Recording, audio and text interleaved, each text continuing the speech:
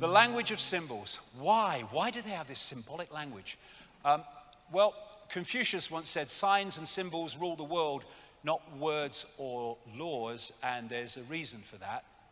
Because a symbol, like everything else, is just an information field carrying the information that it represents. Going to give you a number of examples as we go along here about this. And so, a symbol, we see it as a symbol, yeah, but that's the hologram, that's in the hologram. It's actually a vibrating information field, which enters the eyes. But it enters the eyes without fanfare. I can be looking at a symbol, I might not even know I'm looking at a symbol. I might be subconsciously looking at a symbol because it's just in my eye line and I'm not aware of it. But I'm taking in, on a subconscious level, that information field. But I don't know I am. Whereas, when you're getting communication to the ear, it's still a vibrating information field, what we call sound. But if it's within the audio range of the ear, you know you're receiving it, unless it's below threshold, subliminal. So the greatest way of getting information into the mind, into the brain, into the subconscious to influence perception is through the eyes, because you don't take it in. It's almost entirely subconscious. Look at that figure right at the start of the day, 11 million sensations a second, and the brain takes 40. But the subconscious takes the freaking lot, that's the point. And so, symbols, the information in symbols, is a gateway to the subconscious mind, which eventually filters through to the conscious mind and starts to influence actions.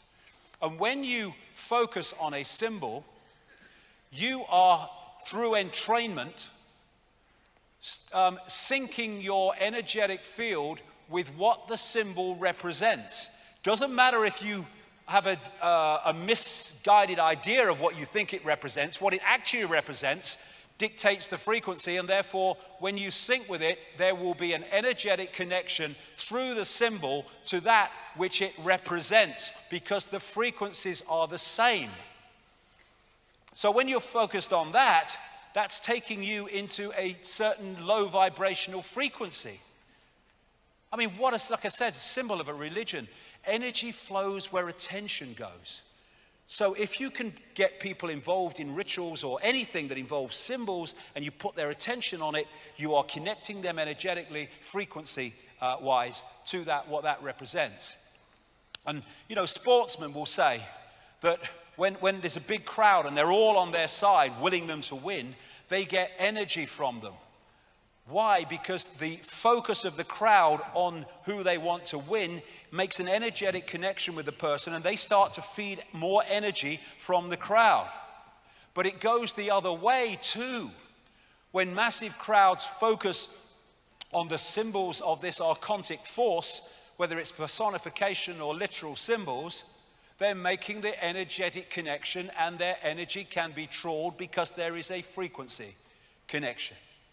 And when you have these massive, massive rituals with unbelievable numbers of people, they're trawling energy. Go to a football match with a massively powerful atmosphere, and the hairs at the back of your neck stand up.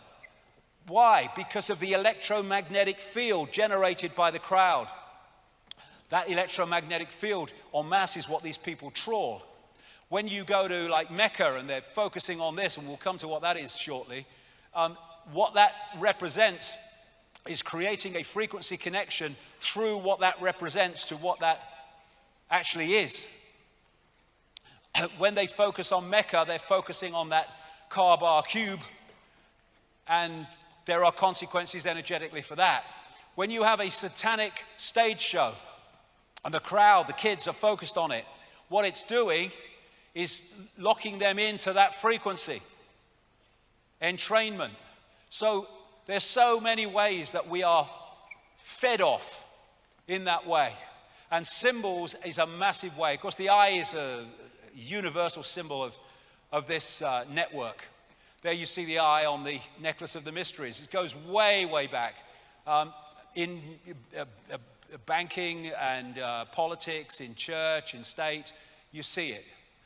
This is thousands of years old, found in Ecuador. And there is the eye and the 13 levels of the pyramid. And under ultraviolet light, that even shines the illuminated eye. And that's what you find on the dollar bill. It's one of the major symbols of this archontic network. And there's 13 levels, exactly as in Ecuador thousands of years ago. There it is in Freemasonry, because you'll find it in Satanism, you'll find it in Freemasonry, you'll find it in banking, you'll find it in politics, because they all ultimately are worshipping the same gods. That's MI5. There it is again, the security agencies. MI6, again, the pyramidal shape. This is a church. I think it's in Poland. And there, here we go, old twerper's back. There you go, have a twerp. Stage show, there it is, classic. And these are locking people in. There's Madonna. What's the chances of this? Katy Perry, Angelina Jolie, Lady Gaga, CBS, Jay-Z. Unbelievable. What's the chances of Chancellor Merkel doing that every time? That's bloody ludicrous. It's not even a natural thing to do. And then you look, I mean, this is unbelievable, this. Animated bloody cartoons and stuff. This pyramid and all-seeing eyes freaking everywhere. I'm not going to go through them all because, of time, but every one of the shots that you're going to see has got that in it. Look at them. All over the bloody place. And this is feeding something into the subconscious of those who watch, overwhelmingly kids. The programming starts subconsciously from the earliest age. The Olympics in 2012, the one-eyed man, the eye. Here you had the Monsters, Inc. The central character had a single eye, and the monsters were feeding off the energy of children. It was their sustenance. And then you have this is unbelievable again, the number of personalities who get photographed covering one freaking eye up in some form. I mean, look at it. And there's hundreds more. And most of them won't know. Another great symbol of this archontic network in all its forms is the flame or the lighted torch. And what the Gnostics said was that the archons are made from luminous fire, the jinn were made from smokeless fire, according to the Islamic belief, and the archon phoenix, that all comes from this archontic symbolism, the phoenix rising from the ashes in fire. And according to Freemasonic historians, the phoenix morphed in terms of symbolism into the more acceptable eagle, and that's why you have eagles on so many flags and state logos. So all this is putting information into the subconscious mind to filter through to the conscious mind. So, in plain sight, Saturn. Saturn is, I would say, after my research over the years, is fundamental to understanding how this, quote, bad copy became our fake reality and continues to be so. First of all, Saturn was widely worshipped in the ancient world. Question, why would it be when we can hardly frickin' see it, never mind what the ancients could do? Well, there's a story about why. This, as we see it today, wasn't always like it was, and in geologically very recent times, it wasn't like this. People like Immanuel Velikovsky and others have studied over the years and written books, and they've been followed up by people like the Electric Universe researchers like David Tolbert and Thornhill in books more recently, as they have looked at the evidence that there was a catastrophic upheaval in the solar system in the relatively recent past, not yesterday afternoon, but the relatively recent past, which could well sync with when this bad copy fake reality was locked in. All over the world you have global destruction myths and catastrophe myths manifesting under names like Atlantis and Lemuria and Mu, but they are unbelievable in their common themes of how they describe what happens. And after this movement of planets, which was a massive disruption of the electromagnetic order, as I mentioned earlier, which meant the stability had gone, they ended up where we see them today. Now, this is a fantastic book. I almost can't get it now, and if you can, it costs a fortune. But it represents a magnificent piece of research by this man, David Talbot, one of the people involved in the electric universe information. It's called the Saturn myth. And what he did was study the worship of Saturn all over the world, studied its symbolism, studied what they said about it, studied why they said they worship Saturn. And what came out was this, that Saturn, once upon a time, was anywhere but where it is now, and at the time it had no rings. Come to that as we go along. Actually, it was the dominant planet, I would say star, sun, in the Earth sky. And the way they describe it, it went around in an orbit in sync with Mars and Venus as it moved around. And that was the dominant light, the dominant sun, if you like, from Earth in the Golden Age. And I say that Saturn is a dwarf star, which is not a great, amazing thing because there's so many dwarf stars out there, they say now, it's unbelievable. And what they said in the early astronomical traditions is that Saturn was the primeval sun. That's how they described it. And Plato referred to Saturn as Helios, the sun god. Not our sun that we see today, the Saturn sun, referred to as Helios. Now, we take Helios to mean our sun, because it's the sun god. I say that's a mistake. Actually, they were talking about Saturn. And Diodorus of Sicily, an ancient historian, reported that the Chaldeans in the same area as Sumer, Babylon, now Iraq, called Saturn by the name Helios and said that this was because Saturn was, quote, the most conspicuous of the planets, which fits exactly with Talbot's research across and I tell you, it's across the global cultures. The creator of modern Christianity worshipped Sol Invictus, the unconquered sun. Sol, it turns out, was another name that was used for Saturn and not the sun we think we see today. So when you start to let it kind of filter through, that at least most of the ancient sun gods were referring to the Saturn sun, not the sun we see today. That would make Heliopolis, famous city of the sun in ancient Egypt, as the city of Saturn, with the obelisks, the pillars outside the temple in Heliopolis. And that relates so closely to Solomon's temple, the mythical Solomon's temple. Every syllable of Solomon means the sun. Question now is which sun?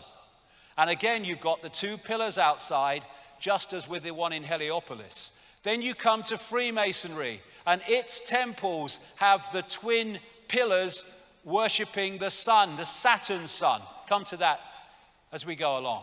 So when you go in this symbol, absolutely obsessed network, you come to the twin towers, the twin pillars. A coincidence? No chance. And what are the chances of this if that is the Saturn sun, Helios, Heliopolis? This obelisk in St. Peter's Square is an original obelisk put there from Heliopolis, I would say the city of the Saturn sun. And I've been saying for years and years and years and years that the Roman church is worshipping Saturn. The Bennu bird of Heliopolis was symbolized as Atum-Ra. Both symbolized Saturn. And the Bennu bird became the phoenix, which became the eagle, as Freemasonic historians talk about. They worship Saturn as the old sun, the dark lord, and the lord of the rings. Later, Satanism is Saturnism. And it's also symbolized as a eye. Now, what Talbot concluded from reading all these accounts of what happened to Saturn was this, that during these catastrophes, this is a quote from his book, the subject of the global creation legend, the global catastrophe legend, is a spectacular cosmic event actually witnessed by the ancients. Massive quantities of cosmic debris exploded from Saturn, clouding the heavens and eventually congealing into a vast band around the planet. Now, the band is described, like he said, as around the planet. However, what is described is the reflection onto that band of the sun we have today, made it seem from Earth as if there was only part of it, like a beard. And as the day moved on and the sun's angle moved, it's described as appearing that this band went around Saturn, as I'll explain. Now, this is one of Saturn's moons, and I only put this up here because it shows this light behind it. Now, the source of this light is not the same as I'm talking about, but it just gives a feel today, looking at that angle of that Saturn moon, of what it must have looked like in the way they described from Earth. This band, this luminous band. And what they said is, as the sun moved round its angle in relation to Saturn, it appeared from Earth that this was moving around the around Saturn. But that became the main symbol because that appears to be what it looked like for most of the Earth day at that time. And so you see symbols relating to that all over the ancient world, which Talbot came up with. Let's just go further forward here, I'll come to something else. There's loads of them with the band and the disk Saturn. Loads of them like this, with symbolizes the horns with the planet, the sun in the middle of it. And Lord of the Rings was a name given to Saturn. And here you see in the movie, you see the same symbol and the eye of Sauron, the reptilian eye, as the source of power. They're using it now in Apple products as well. Here you have the man who started a satanic secret society in Germany called the Brotherhood of Saturn. And these are Saturn symbols, and there you see the round circle with the dot in the middle and the horns. Now, that round circle with the dot in the middle is said today still to have been an ancient symbol of the sun. Well, there's nothing when you look at our sun to use a symbol like that to symbolize it. But you look at that symbol in relation to what Talbot's saying, and it's very obvious what it was symbolizing. You had an unbelievably Saturnesque stage show done at the Super Bowl in 2012 by Madonna with the luminous fiery eye again. And there is Saturn with the crescent between the Twin Towers in the Mother Lodge of Freemasonry in Great Queen Street in London. You look at the symbol of Islam, and it can be interpreted as the star and the crescent that was used in the ancient world. These laurel leaves symbols are very much in sympathy with that. This, of course, is the United Nations with the world as a target, very appropriate, and that is the symbol of the Windsors, the royal family, the Windsors royal family. That's, of course, an American great what do you call it? There's the flying disc, again, a Saturn symbol. You see that on many cars and in many areas of the corporate world. And of course, in that Saturnesque presentation, you had exactly that used in the Madonna stage show. Now this is why Satanists worship the goat. In one form, the goat god Pan. This is Manly P. Hall, Secret Teachings of All Ages, who is one of the major Freemasonic historians over the years.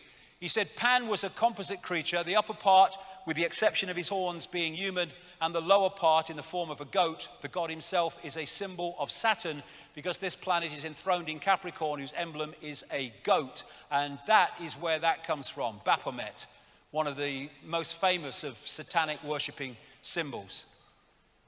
And you see them on this ring is Baphomet on Beyonce. She's dressed, Lady Gaga, as Baphomet.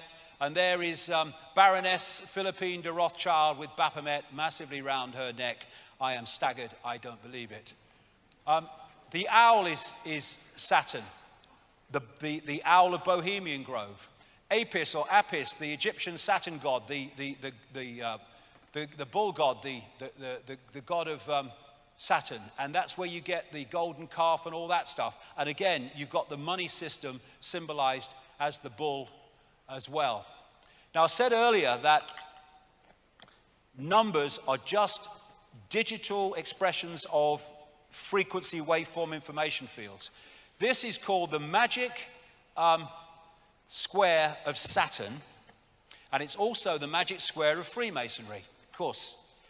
And why it's magic is whatever way you go and you add those numbers up, they come to 15. Don't matter which way you go. Now, in numerology, you add the numbers until you get a single number. So 15 in numerology is 666. 666. And that represents the energy frequency of Saturn, which I'll come to. Now, this is the sigil of Saturn, and they get it by drawing between the squares of the magic square from 1 to 2, 2 to 3, 3 to 4. And that's how they get that. Now, if you turn that up on its side, you get that, which is what that is. The most obvious symbol of Freemasonry, because they're worshipping Saturn, which is an expression of this archontic fake reality. That is the symbol of Balmoral, the Scottish home of the royal family. Exactly the same, the sigil of Saturn. This is an ancient symbol of Saturn, the six-pointed star, the Star of David. It's not, they just hijacked that. It's a symbol of Saturn going way, way back. And this is where the name Rothschild came from. They had a red version of the six-pointed star on their house in Frankfurt, where the Rothschild dynasty came out of. And in German, red shield is Rothschild. The very name Rothschild comes from a symbol of Saturn. And they then took it and put it on their fiefdom of Israel. Saturn. Same with many law enforcement symbols. There it is as an ancient depiction of Saturn, six-pointed star and the moons. There's the six-pointed star on this necklace of the mysteries. And here it is again. And all of these are from Asia. It is not a unique Jewish symbol. The Rothschilds took it as a symbol of Saturn and put it as a Jewish symbol. No one is more manipulated by the Rothschilds than the Jewish people of the world. No one.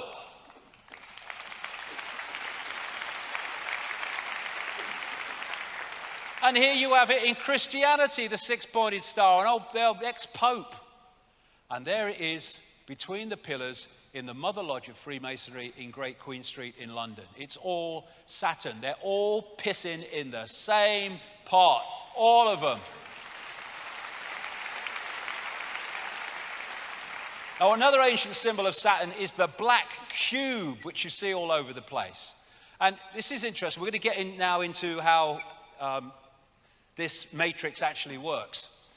This is a permanent hexagon storm in the North Pole of Saturn. It's 2 Earths wide, and it's going all the time, and it rotates exactly in sync with Saturn's radio emissions. And in geometry, the hexagon is also the six-pointed star, and is also the cube.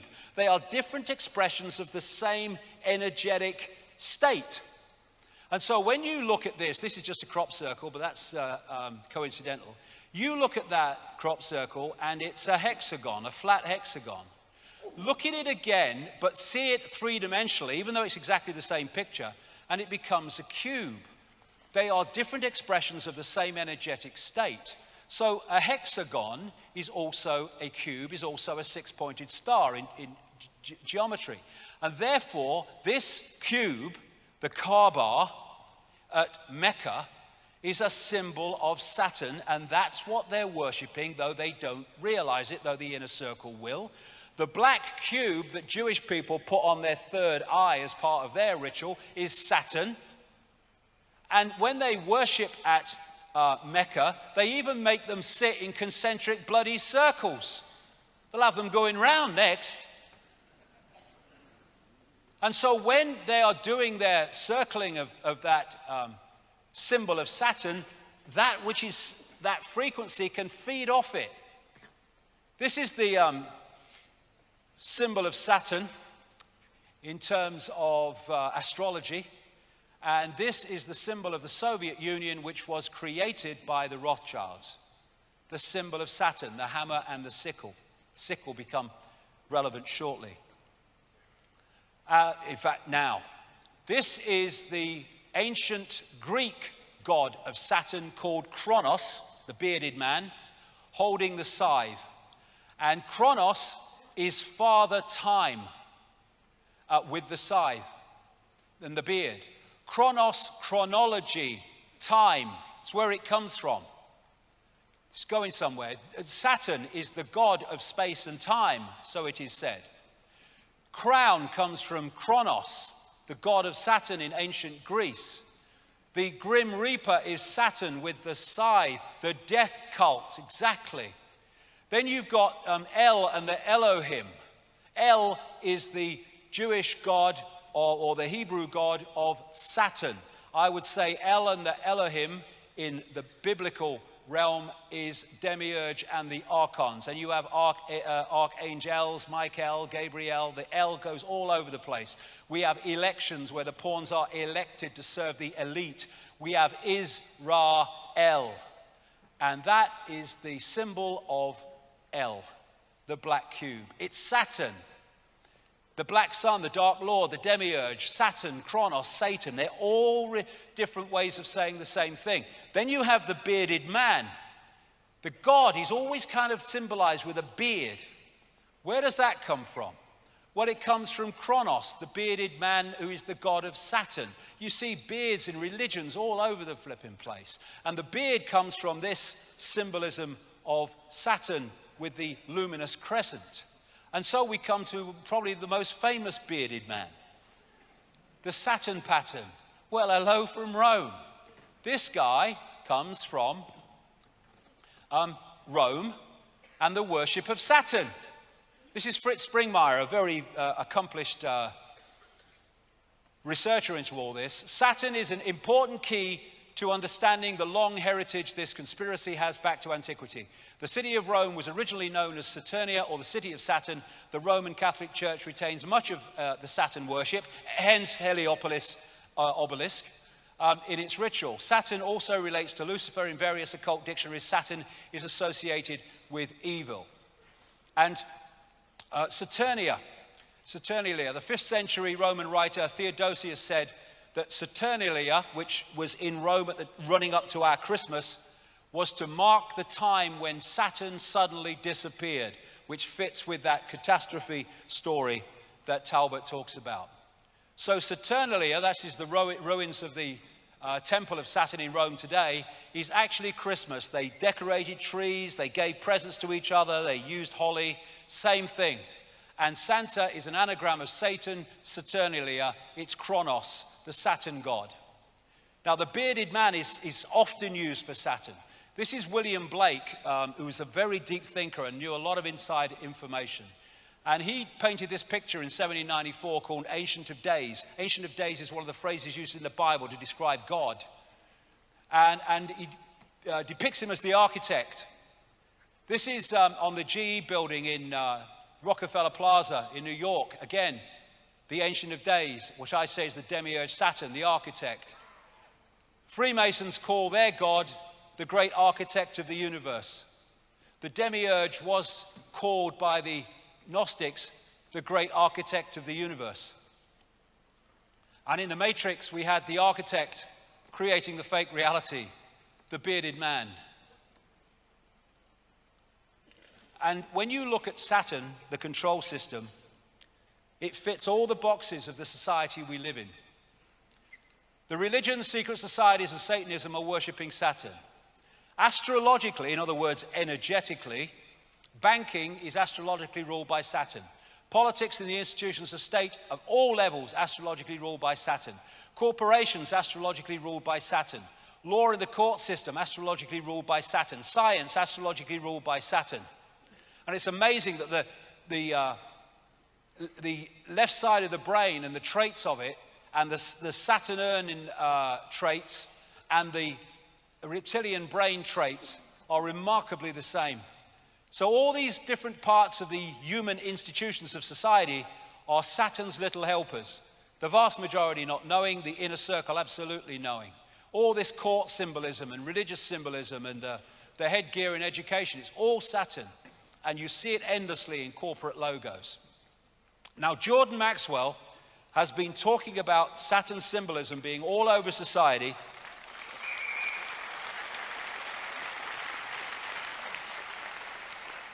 for decades and decades and decades and decades. My question is, why? Why is Saturn symbolism everywhere? Why is it worshipped by all these people? There has to be a reason. Well, I think this is the reason after what I put together. The Saturn-moon matrix.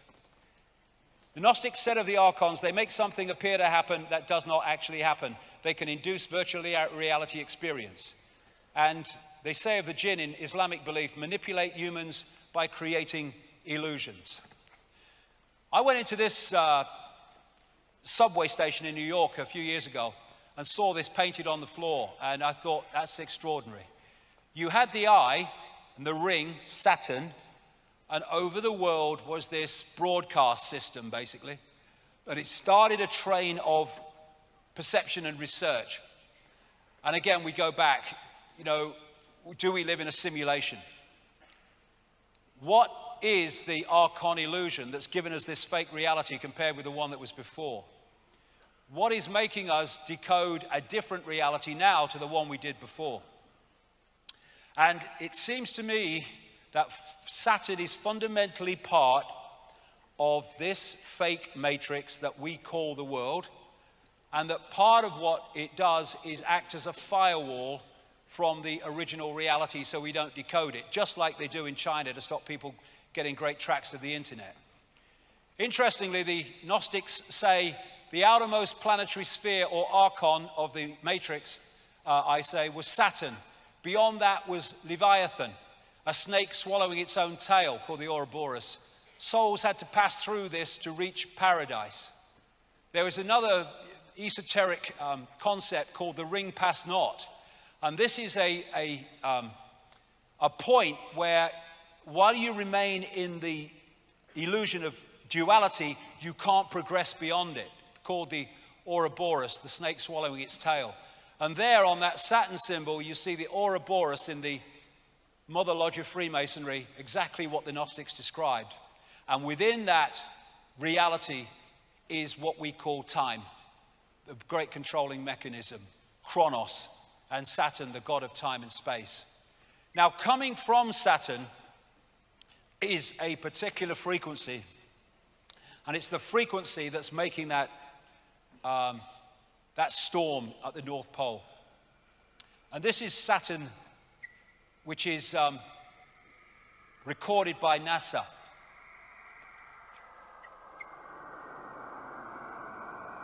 Nice, man. And what the Saturn rings are they're made of sound. I had this sent to me by a sound engineer. This is a ring of Saturn from a particular angle. And he said, I see that every day. That is sound. And there's a thing called cymatics, which is creating patterns purely by sound, where they put kind of particles on a metal plate, and then they play sound across, and the sound, which is an information source, makes the patterns move into a certain sequence. And as the sound changes, the pattern, the sequence, the symbol changes. And it seems the higher the frequency, the more complex the patterns. So sound is a vehicle for delivering information that creates form. And this is a cymatic symbol, the six-pointed star, created purely by a particular sound. And that's what that is, and that's why it rotates exactly with the radio frequencies of Saturn.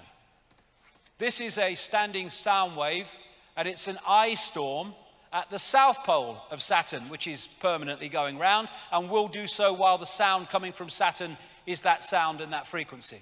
There's a standing wave, looks like an eye, done in a studio. This is the standing wave of rings done in a studio, just like Saturn. It's all sound. Now, these symbols here, I got off the internet, and what it is, they're playing through really fast. You can't see what the symbols are, but when you freeze frame them, what they are, they're reacting to sound. And when you freeze frame them, suddenly you see the symbols that are appearing very fast, but you can't see with the naked eye. There's a six-pointed star in one of them. There's a hexagon. And so a symbol is an expression of a sound, and a sound is an expression of a symbol. So all these symbols and this magic square numerologically of the magic square of Saturn are all representations of the frequency of Saturn, and when they interact with our subconscious, they're locking us into the frequency of Saturn from all over the place. A sound wave creates a symbol, and a symbol generates a sound wave, although we won't be able to hear it in our range. So when you see these artistic patterns in churches and stuff, we see them as patterns, but they're actually a representation of sound frequency. So on an inaudible level, they're giving it off. And Saturn is, therefore, I suggest, a major part of the broadcasting of this fake reality, which we are decoding into a world we think is real, but is actually fake. And maybe that was the pineal gland once. And maybe now that's Saturn which has hijacked the pineal gland. So Saturn was ringless, according to the ancients, before this great catastrophe. So where did the bloody rings come from? This man, Norman Berggren, has a long history, he's in his 90s now, of working in high-tech space and missiles and NASA and all the rest of it. And he wrote a book some years ago called The Ring Makers of Saturn, because when he studied pictures of the rings, he realized they were changing, and not only changing, they were being made as you looked at the pictures.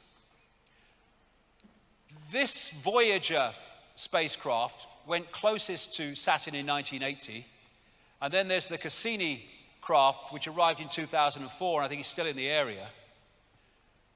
And when he compared pictures from both of them, and then compared pictures in relation to the other, he realized that the story of Saturn was very different to the one he thought and he'd been told.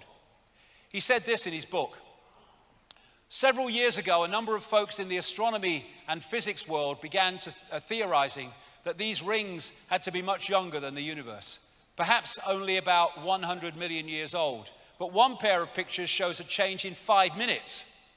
An impression is conveyed that the latest reported measurements purport to be the true ones, when in reality all might be quite nearly correct at the time of observation, but general reluctance to accept variable ring system geometry occurs because of the apparent failure to identify a physical mechanism suitable for producing recurrent change. In other words, because they can't explain why it's changing, they'll just deny it's bloody changing.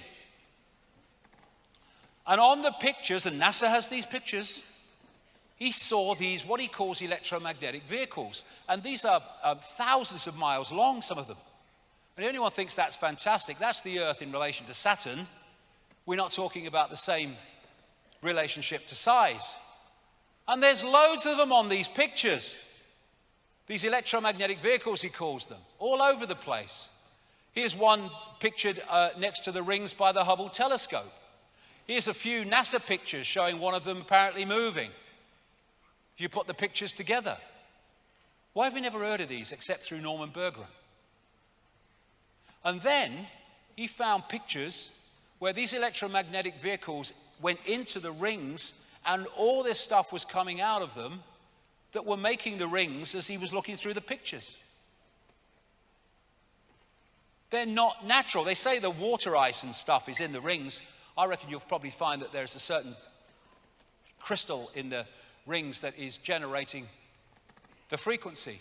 And this is from just a couple of weeks ago. The mysteries of Saturn's expanding F ring. Saturn's most distant ring is twice as bright and 3 times as wide as it was during the Voyager flybys in 1980 and 81. The great mystery of Saturn's rings, how they formed, why are they like that, we don't know. Well, maybe we do.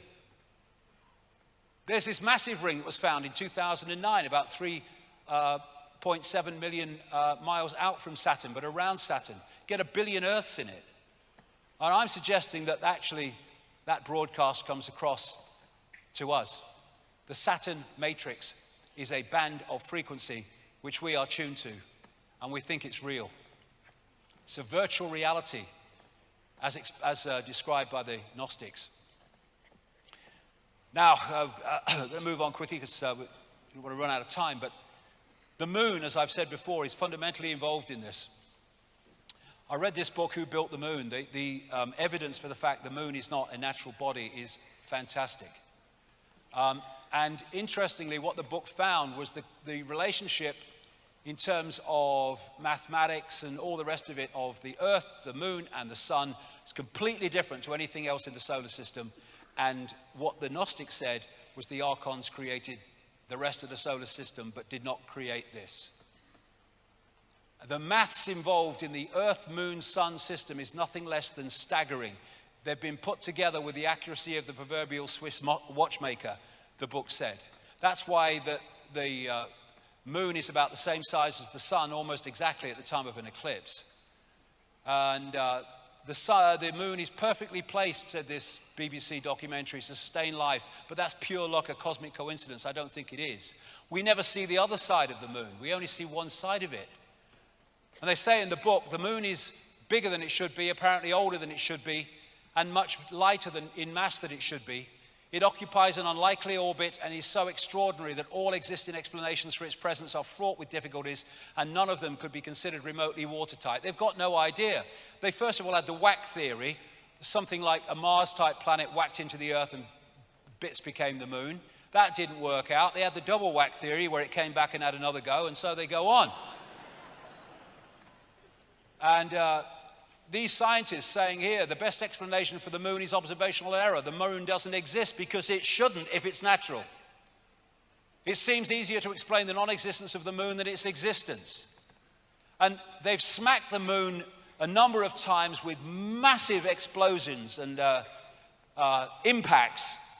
And what's come from that is the evidence says the moon is actually hollow. This is NASA scientist, again, Gordon MacDonald. It would seem that the moon is more like a hollow than a homogeneous sphere. This man from MIT said the lunar orbiter experiments had vastly improved knowledge of the moon's gravitational field and indicated a frightening possibility that the moon might be hollow. The moon is inside out, said this scientist.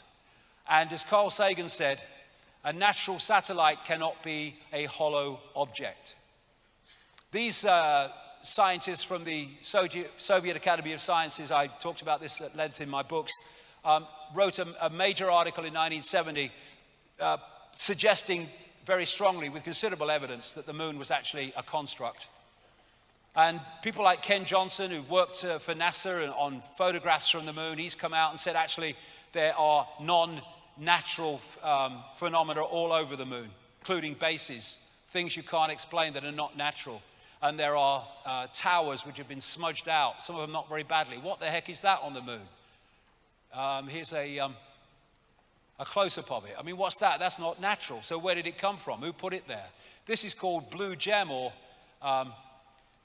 the blue circle, which it kind of shines electric blue. It was seen as a light from the 1700s by astronomers. Now we can see what it is. 29 miles in diameter. What the bloody hell is it? No one can say.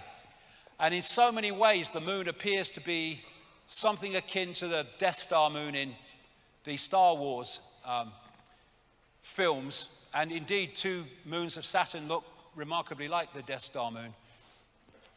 And it, as I put it together over the years, is like an amplifier of the Saturn broadcasts, which are then fired at the Earth with far greater power and thus influence on our reality. And if you put that there, it kind of gives an indication of what I'm saying. Now, talked about that Charney project and what came out from it. Long after I've been talking like this about the moon and its influence on our reality, this article came out, and in part of what was said in it, it talked about the moon. They said this entity that they connected through a computer system with said the moon is not a natural heavenly body. Life was better for humans before the moon came. Moon forces control time and manipulate the mood of humans. The moon is there to control the Earth's mood, emotion, and a big calm would come over the Earth without the moon. There would be only little storms, not big storms. The old race, Archons, captured the moon from space and located it next to the Earth. That is said to have happened by many, many ancient cultures.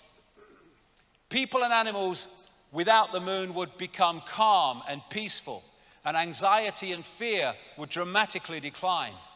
The oceans would be much calmer, heavy thunderstorms and lightning would be rare, and the climate would be balanced with no extreme heat or cold.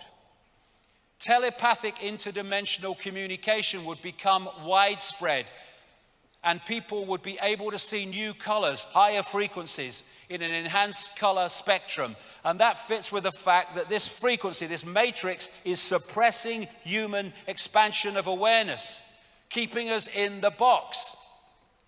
There would be major changes. This really left field, this one. There would be major changes to the human respiratory system as blood and breathing chemistry changed. Those born after the moon's demise would be able to hold their breath underwater for hours at a time. The Saturn-moon matrix.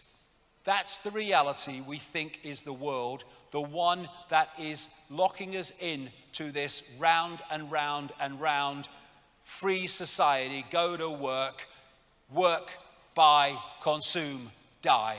Work, buy, consume, die. That's the matrix that's playing us.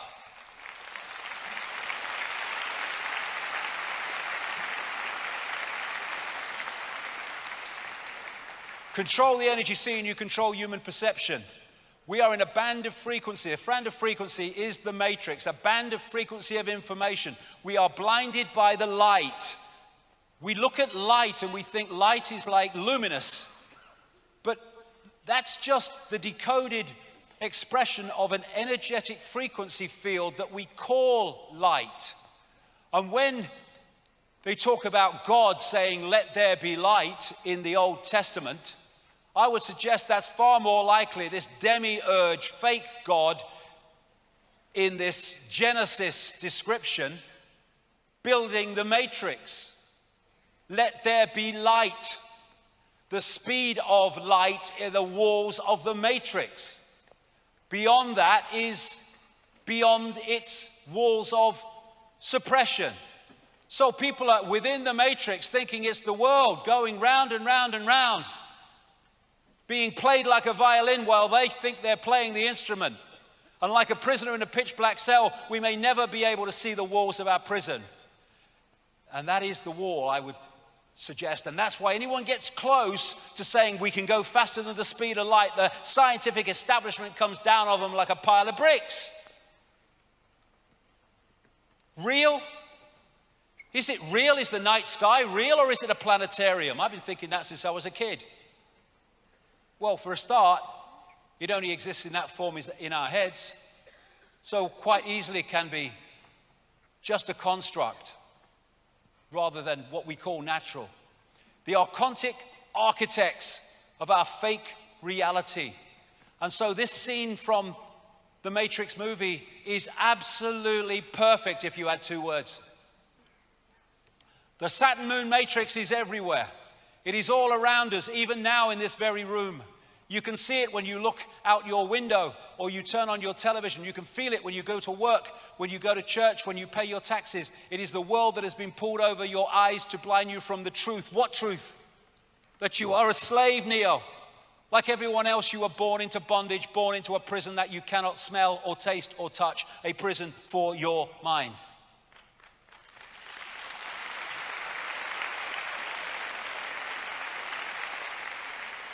Human world, no, it's the Archon world, and they're trying to make it more and more the Archon world, which is why the world is changing in its image. And I came across these books of Carlos Castaneda long after I was into all this stuff, and I fell off my bloody chair nearly when I read some of it. They're based on the words of a Central American shaman called Don Juan Matus. And this is what he said. We have a predator that came from the depths of the cosmos and took over the rule of our lives. Human beings are its prisoners. The predator is our Lord and Master. It has rendered us docile, helpless. If we want to protest, it suppresses our protest. If we want to act independently, it demands that we do not do so. Indeed, we are its prisoner. They took over us because we are food to them, yes, low vibrational emotional energy. And they squeeze us mercilessly because we are their sustenance. Just as we rear chickens in coops, the predators rear us in human coops, human eros. Therefore, their food is always available to them, especially if there's lots of wars. Think for a moment and tell me how you would explain the contradictions between the intelligence of man, the engineer, and the stupidity of his systems of belief, or the stupidity of his contradictory behavior. Sorcerers believe that the predators have given us our systems of beliefs, yes, our ideas of good and evil, yes. Our social mores, they are the ones who have set up our dreams of success or failure. They have given us covetousness, greed, and cowardice. It is the predator who makes us complacent, routinary, and egomaniacal. In order to keep us obedient and meek and weak, the predators have engaged themselves in a stupendous maneuver. Stupendous, of course, from the point of view of a fighting strategist, a horrendous maneuver from the point of those who suffer it. They gave us their mind. The predator's mind is baroque, contradictory, morose, filled with the fear of being discovered any minute now. They gave us their mind because they gave us their frequency, and we are decoding their frequency and thus becoming part of their hive mind. The hive mind, the Archons, the reptilians, and the Borg in Star Trek, classic representation of the Archons. All of these different groups are said to operate with a hive mind, a hive mentality. And we've been connected to it. The Borgs, they were like transhumanist type figures, exactly really in the cyborg way that the Archons are described. And the Borg used to fly around in black, dark cubes. Why do humans blindly follow rules? Because they blindly follow the matrix. Don Matter said, I know that even now, even though you have never suffered hunger, you have food anxiety, which is none other than the anxiety of the predator who fears that any moment now its maneuver is going to be uncovered and food is going to be denied. Though through the mind, which is after all their mind, the predators inject into the lives of human beings whatever is convenient for them, and they ensure in this manner a degree of security to act as a buffer against their fear. Sorcerers of ancient Mexico reasoned that man must have been a complete being at one point, with stupendous insights, avatar society, feats of awareness that are mythological legends nowadays. And then everything seems to disappear and we have now a sedated man. What I'm saying is that we have against us is not a simple predator. It is very smart and organized. It follows a methodical system to render us useless. Man, the magical being that he's destined to be, is no longer magical. He is an average piece of meat. There are no more dreams for man than the dreams of an animal who is being raised to be a piece of meat. Trite, conventional, imbecilic. And what they've done, because of our superior creative potential and expansion of consciousness potential, they have, although they are inferior to that in terms of potential because they are a distortion, they have reduced our, or that of the vast majority of humanity, to a lower level of awareness than they have. And thus, this fits the situation perfectly. In the kingdom of the blind, the one-eyed man is king. We are the blind. The archons are the one-eyed king. But when we become the two-eyed, third-eyed, true consciousness that we are, game fricking over.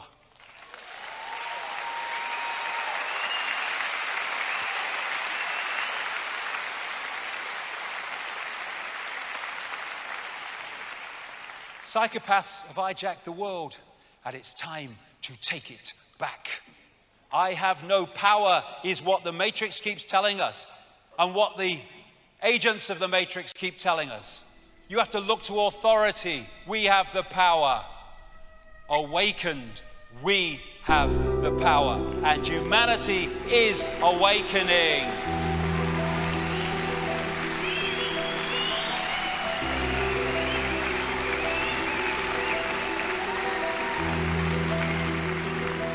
And like I said right at the start, understanding the problem is to understand the solution, and we're starting to understand the problem.